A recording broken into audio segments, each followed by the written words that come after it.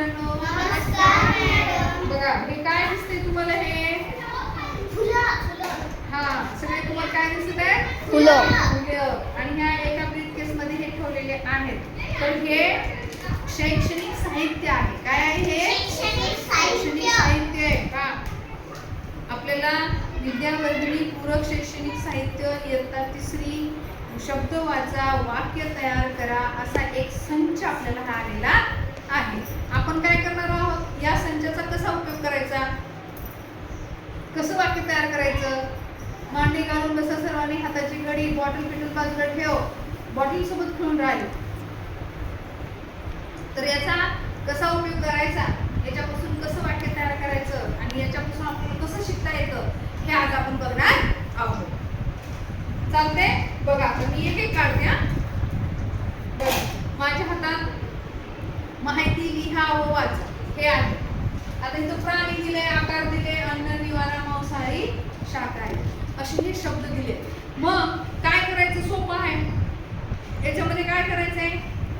इथं मदत काय दिले? प्राणी दिलेले, बरोबर. हा, मग प्राणी काय राहतात, म्हणजे काय खातात, कुठं राहतात, सगळी माहिती आपल्याला काय करायचंय? प्राण्याविषयी माहिती आपल्याला याच्यावर सांगायची आहे.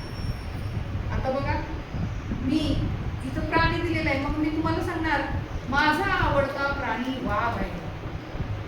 काय आहे? वाघ आहे.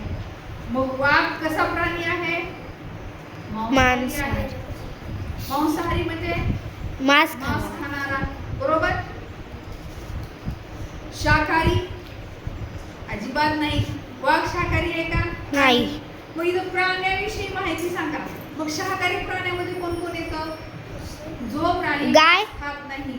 गाय गाय, म्हैस, शेळी, बैल, बैल, अजून मांजर मांजर शाकाहारी आहे का? नाही. उंदीर खाते ना, मांस खाते ना. हा, तर अशा तुम्हाला माहित असलेल्या शाकाहारी प्राण्यांची नावं वहीवर सुद्धा लिहून आणायची आणि सांगता सुद्धा आले पाहिजे. अन्न, मग प्राण्यांचं अन्न काय काय आहे? आता वाघाचं अन्न गवत असणार का? नाही. आहे की नाही? वाघाचं अन्न काय असेल? दुसरा प्राणी मारून खाणं, शिकार करणं. हा, एखाद्या प्राण्याची शिकार करणं आणि त्याला मारून खाणं, बरोबर. हा, तसं मग गाईचं अन्न काय असणार आहे? चारा. गवत असणार आहे. चारा म्हणण्यापेक्षा काय म्हणायचं? गवत. शिवान लक्ष दे. गाईचं अन्न गवत असणार आहे. घोड्याचं अन्न चणे असणार आहे. सगळ्यांचं अन्न वेगवेगळं आहे, बरोबर. प्रत्येक प्राण्याचं अन्न कसं आहे? वेगवेगळं आहे. म्हणजे गवत खाणारा प्राणी दुसरं मांस खाते का? नाही. खाईल का? आपण म्हणलं कुत्र्याला गवत खा, खाईल का? कुत्रा काय करेल? एकतर मांस खाईल किंवा पोळी खाईल, बरोबर.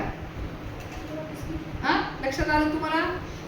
आपण एखाद्या माशाला म्हणलं तू एखादा प्राणी मारून खाय बरं म्हणून, खाईल का तो? नाही. तो काय करेल? जे छोटे छोटे बारीक किडे आहेत किंवा बारीक जीवजंतू आहेत तोच तो खाईल, बरोबर. लक्षात आलंय ना? एखाद्या प्राण्याला तुम्ही मला लाकूड खाता येईल का? लाकूड कोण खाते? मग कोणीच नाही. वाळवी जो किडा असतो ना, तो त्या लाकडाला लागला की बारीक कुंकून त्या लाकडाला तो बेज करतो आणि तो लाकूड खातो. लक्षात आलं?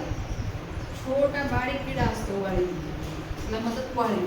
ज्याच्या घरी माळवद आहे त्या माळवदाला बघा संध्याकाळी कुरकुर आवाज येते आणि तिथं आवाज आले की समजायचं त्या लाकडाला काय लागलेली आहे? कीड लागलेली आहे. आणि तिथं काय?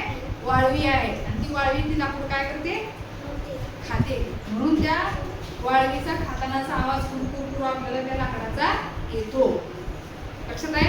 आता ज्याच्या घरी लाकडाचं माळवद आहे त्याला ती लक्षात येते. समजलं? आता इथं आकार विचारलेला आहे. खालचा मुद्दा आकार आहे. आता प्राण्यांचा आकार कसा असतो तुम्हाला माहिती आहे ना? हा, त्यांना एक ठराविक विशिष्ट आकार आहे. कुत्रा हत्तीसारखा मोठा आहे का? नाही. हत्ती हा मोठा प्राणी आहे, तर मांजर हा छोटा प्राणी आहे. कुत्रा हा छोटा प्राणी आहे. गाय आकाराने मोठा आहे. म्हणजे आकार सांगायचा आहे. आकाराने मोठा, आकाराने लहान. लक्षात आलं? डायनासोर आकाराने कसा आहे? मोठा. खूप मोठा आहे. जिराफ कसा आहे?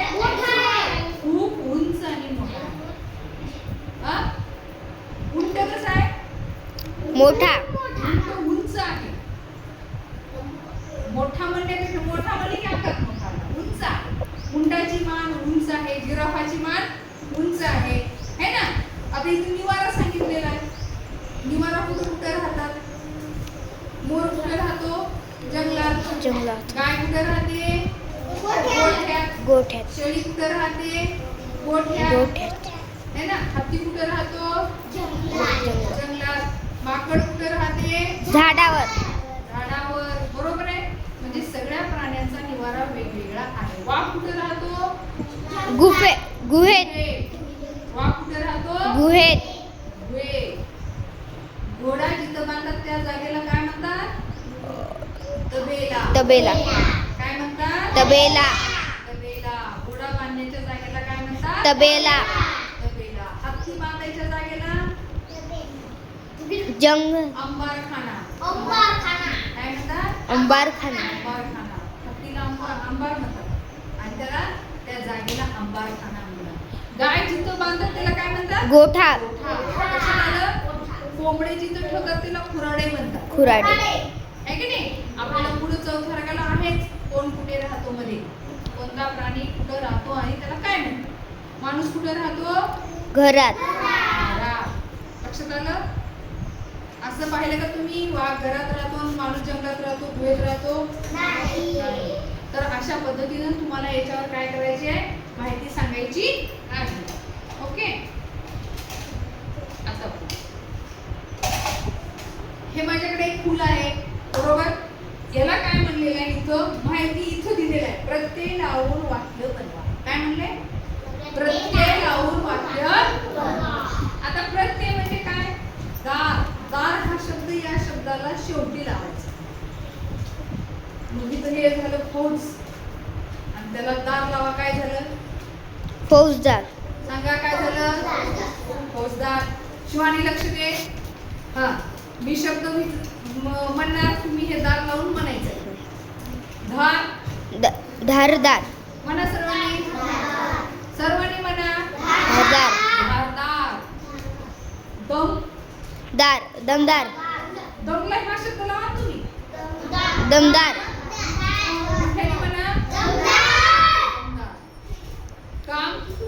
कामदार. पुन्हा म्हणा. कामदार. समजदार. समजदार. त्याला काय लावलं आपण? दार हा शब्द लावला. लक्षात आलं? काय शब्द लावला? दार.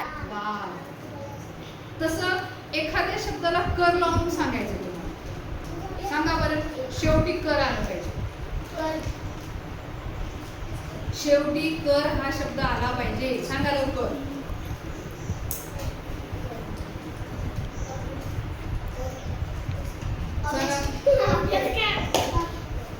अभ्यास कर. वाक्य झालं. कर. खोडकर. खोडकर आलं शेवटी. पुन्हा सांगा. घर. खोड्या नाही, खोडकर. सांगा पटकन. खोडकर. लवकर सांगा. बोरकर. बोरकर. बोरकर बरोबर आहे. शेवटी कर आलं ना. बोरकर. सांगा. पटपट सांगा. शेवटी कर हा शब्द आला पाहिजे.